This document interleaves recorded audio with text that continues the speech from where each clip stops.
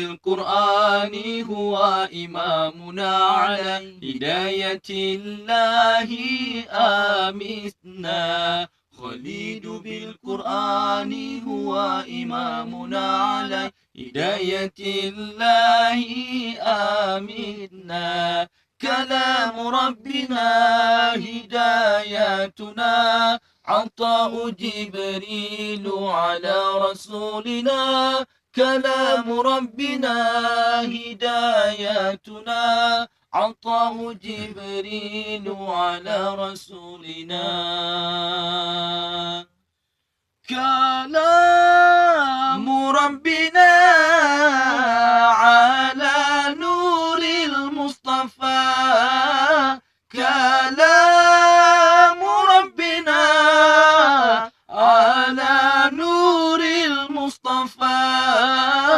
كلام ربنا على نور المصطفى.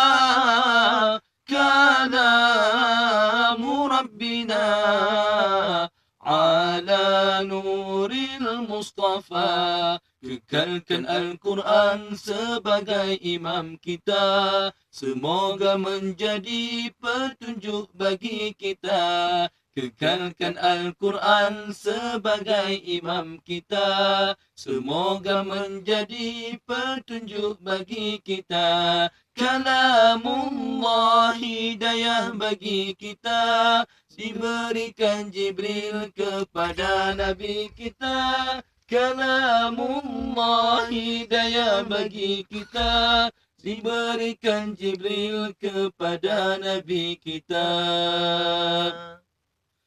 Kalamu Rabbina ala nuril Mustafa.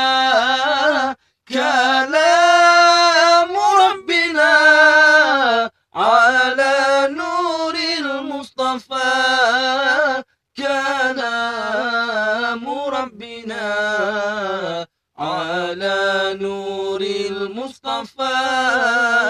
Kalamu Rabbina ala nuril Mustafa. Kekalkan Al-Quran sebagai imam kita, semoga menjadi petunjuk bagi kita.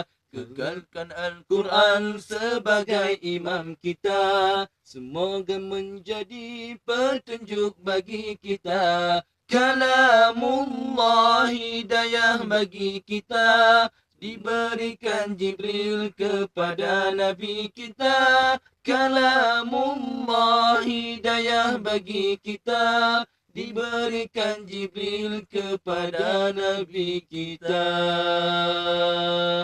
Syukran kasiran ilaikum ya Auliaur Rahman. Awak yang untuk berken Amri.